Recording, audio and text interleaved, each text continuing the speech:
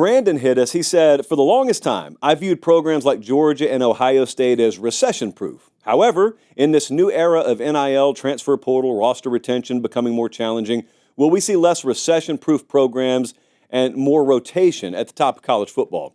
And that reminded me of another question that we had because someone else had a question I saw earlier today about whether there was more parity and would we see more championship teams or teams with a shot to win a national championship. And I was looking at that earlier today because a lot of people say that. A lot of people are saying with the new playoff format and with what the portal has done to big-time rosters, more teams have a chance to win a national championship. Well, I hear that a whole lot. I just don't happen to think it's true. I don't think more teams have a chance to win a national championship. I think the sport at the finish line is just as condensed as it's always been. But it's an illusion because it is very true for two reasons that we have more playoff-capable teams in any given year. The first reason is obvious. We just got way more playoff spots. So we used to have 4 teams. Now we got 12, and we're soon going to go to 14 probably. So yeah, your Arizona States or your Boise's any given year are going to be in, whereas they would not have been in the past. So it creates this idea that the sport has changed because there are more playoff caliber teams. There are just more spots. Any given year, you can go back to 2019 or 15 or 13, and instead of looking at the top 4, look at the top 14, and then 15, 16, 17, and you can imagine how many teams that were not playoff teams would have been playoff teams.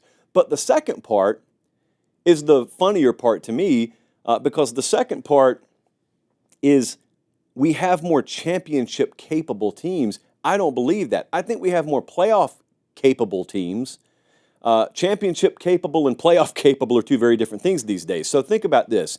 If you look at Georgia, I think this past year they were a really good example of a team whose number 2s really got shaved off of the roster. We were there in spring, and Kirby was talking in spring last year about how we've had our 2s sort of shaved out from under us. And what he means by that, for those of you who don't speak depth chart, is they didn't have a lot of their starters taken from them, but they had a lot of their backups taken.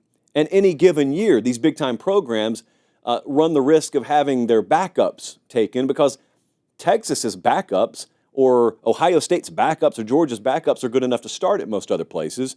Therefore, it stands to reason a place like, just randomly, Oklahoma State could easily come and pay Georgia's backup left guard to start for them. Just a random example there. It didn't actually happen. But because of that, a team like Oklahoma State, any given year, they can make a run at a playoff spot. They can't make a run in a national championship. Nothing's changed on that front. So you're kind of, it's in the college football GPS. Like we know we're headed to the same destination. It's just, it takes us a little different course than it used to. Hey, quick timeout. Check and see if you're subscribed to the channel. If you're not, make sure you do. It's free. It doesn't obligate you or sign you up for anything. It just helps us keep the channel free. All right, back to the show. Now, for some people, that's more fun. You know my stance on that. I don't need to rehash that. But for some people, that's more fun. And if that's your flavor, that's your flavor. That's fine. But I don't want to get caught up on the semantics, but it's a very important semantics-based argument. We don't have more teams capable of winning a national championship. We just got more teams capable of making the playoff. The same ones are going to be there. Or, let me rephrase, the same formula to get to the finish line is the one it's been for a while. So Alabama had it for a long time. Georgia's had it for a while. Ohio State's had it. They finally got there, but they've had it for a while. Michigan bottled it up. They've had it. I think Texas has it, but they haven't gotten there yet. I think Oregon has it, but they haven't gotten there yet. But you think about it. Notre Dame is back into that mix again. Clemson was. I'm not sure that they are anymore, and we'll talk about them later in the show, but I'm running out of names.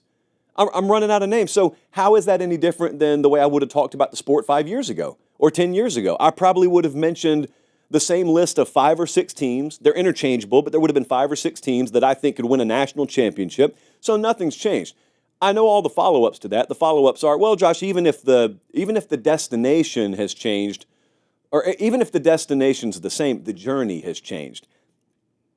Great band, but I don't really care about the journey in college football unless you just mean the regular season, in which case I care about the regular season greatly. You've not given the regular season any more meaning to someone like me. The regular season always had meaning. The regular season had meaning when the AP crowned the national champ. So it's always had meaning to me because If they're playing football on a Saturday in the fall on any campus in America, that's a big deal to me. I never needed a playoff sticker on it. But for the people who do, I don't judge you. We just view the sport differently. We both love it. That's what really counts. We just kind of derive value differently. But I do have a theory. I'm going to float it to you guys, and then I'm going to move on. I do have a theory on this, and that is this 12-team playoff that we just had. It produced Ohio State as the national champ. And the people who supported playoff expansion largely were happy with the product. And the people who didn't want playoff expansion didn't have their mind changed, and there may be like 5% fringe on either side. But I have a theory that a lot of people will end up being unhappy with this expanded playoff, but their unhappiness has just been delayed 1 or 2 years. And my theory is, if I did nothing more than change some logos in this past bracket, some of you would feel differently. What I mean by that is, Ohio State's the team that ended up going on the run. But Ohio State's not from the SEC. They're a big brand, and there's no love lost nationally from other fan bases towards Ohio State. But they don't elicit the animosity that like an Alabama would. If Alabama, 9-3 Bama, if they would have found a way, if the dominoes fell and they like backed their way into the playoff, and they were the team that got hot and went on a run, and they won the title, how different would you feel about the playoff?